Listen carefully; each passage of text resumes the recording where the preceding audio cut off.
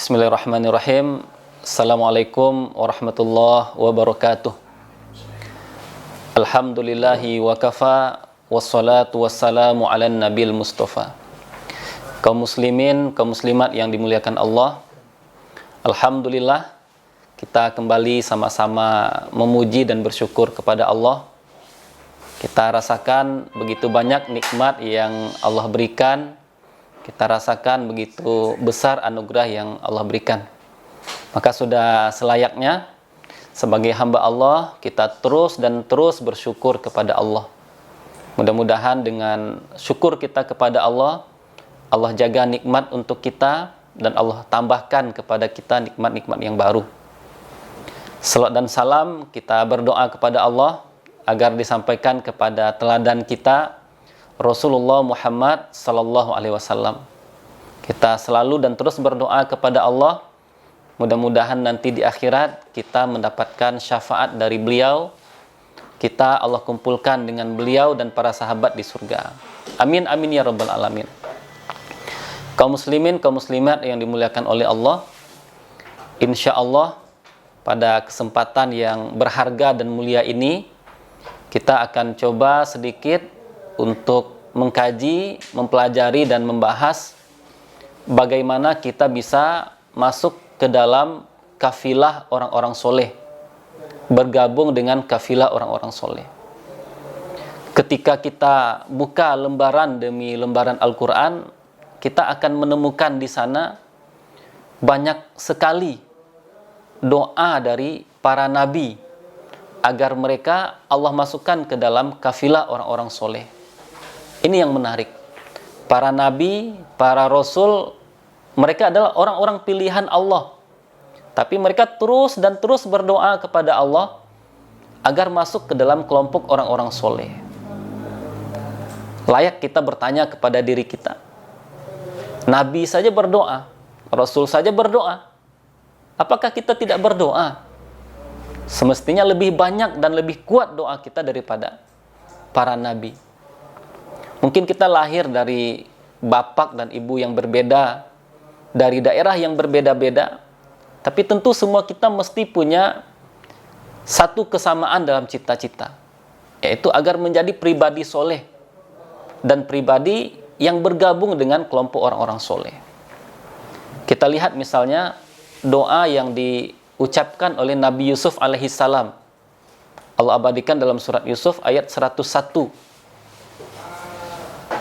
Rabbi qad ataitani minal mulk wa 'allamtani min ta'wilil ahadits fatiras samawati wal ard anta wali fid dunya wal akhirah tawaffani muslima wa alhiqni bis solihin. Kata Nabi Yusuf kepada Allah, ya Allah, Engkau berikan kepada saya kekuasaan. Engkau juga ajarkan kepada saya bagaimana mentakwilkan mimpi. Ya Allah, Engkau adalah pencipta langit dan bumi. Engkau adalah penolongku di dunia dan di akhirat. Yang menarik adalah di penghujung ayat Nabi Yusuf berdoa kepada Allah. Tawaffani muslima wa alhiqni bis solihin.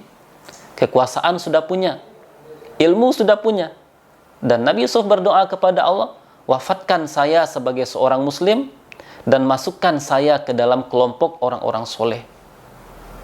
Kita juga bisa lihat nanti misalnya Nabi Sulaiman alaihissalam, Allah abadikan dalam surat An-Naml, beliau berdoa kepada Allah, Rabbi auzi'ni an ashkura ni'mataka allati an'amta alayya wa ala waliday wa an a'mala salihan tardah wa adkhilni bi rahmatika fi ibadikas solihin. Kata beliau kepada Allah, ya Allah, berikan kepada saya taufik untuk bersyukur atas nikmat yang Engkau berikan kepada diriku dan kepada kedua orang tuaku. Jadikan juga aku bersyukur atas nikmat amal soleh yang Engkau bimbing kepadaku. Dan di penghujung ayat apa kata beliau kepada Allah? Wa adkhilni bi rahmatika fi ibadikas solihin. Ya Allah, dengan rahmat-Mu aku bermohon, masukkanlah diriku ke dalam kelompok orang-orang soleh. Kaum muslimin, kaum muslimat yang dimuliakan oleh Allah, ini juga menjadi harapan kita bersama. Allah jadikan kita orang soleh dan Allah masukkan kita ke dalam kafilah dan gerbong orang-orang soleh. Kalau kita coba lihat sedikit di antara tafsir ulama tentang ayat ini, Rabbi wa adkhilni birahmatika fi ibadikas solihin. Ya Allah, masukkanlah diriku dengan rahmatmu ke dalam kelompok orang-orang soleh. Di antara tafsir ayat ini adalah, ya Allah, masukkanlah diriku ke dalam surga. Ketika kita berdoa, ya Allah, masukkan diriku ke dalam kelompok orang-orang soleh, artinya kita sedang berdoa, ya Allah, masukkanlah diriku ke dalam surga. Di antara tafsir lain adalah, Rabbi wa adkhilni birahmatika fi ibadikas solihin. Ya Allah, masukkanlah diriku dengan rahmatmu ke dalam kelompok orang-orang soleh. Artinya adalah, ya Allah, bimbing diriku melakukan amal-amal seperti yang dilakukan oleh orang-orang soleh. Kita sedang berdoa kepada Allah agar dibimbing melakukan ketaatan seperti orang-orang soleh. Dan hidup di lingkungan orang soleh, berada di dekat orang-orang soleh adalah suatu kenikmatan yang sangat besar. Karena ketika kita hidup di lingkungan orang-orang soleh, iman kita akan terjaga. Kita akan konsisten dalam kebaikan. Karena lingkungan itu sangat berpengaruh kepada kita. Agar kita bisa menjadi pribadi soleh, atau agar kita bisa masuk ke dalam kelompok orang-orang soleh, ada beberapa hal yang bisa kita lakukan. Yang pertama adalah selalu taat kepada Allah dalam setiap keadaan. Dalam surat An-Nisa Allah berfirman, "Wa may yuti'illaha war rasul fa ulaika ma'al ladzina an'amallahu 'alaihim minan nabiyyin was-siddiqin wasyuhada was-solihin." Siapa yang taat kepada Allah, taat kepada Rasul, maka Allah akan kumpulkan dia bersama para nabi, para siddiqin, orang-orang yang jujur, para syuhada, orang yang meninggal dalam memperjuangkan agama Allah, was-solihin, dan orang-orang soleh. Ketika seorang mengedepankan ketaatan kepada Allah, apa yang diperintahkan oleh Allah dilaksanakannya, apa yang dilarang oleh Allah ditinggalkannya, maka itu adalah jalan baginya untuk menjadi pribadi yang soleh, jalan baginya untuk bergabung dengan kafilah orang-orang soleh. Selanjutnya yang bisa dilakukan untuk menjadi pribadi yang soleh adalah sesuai dengan firman Allah dalam surat Al-Imran, yu'minuna billahi wal yaumil akhir wa ya'muruna bil ma'rufi wa yanhauna 'anil munkar wa yusari'una fil khairat wa ulaika minas solihin. Yang kedua, setelah tadi taat kepada Allah dan Rasul, yang kedua yang bisa dilakukan untuk menjadi pribadi yang soleh atau masuk ke dalam kelompok orang soleh adalah beriman kepada Allah dan hari akhir, meyakini adanya hari akhir, meyakini adanya Allah, Allah yang memberikan rezeki, Allah yang mengangkat segala bala dan penyakit. Itu bentuk keimanan kita.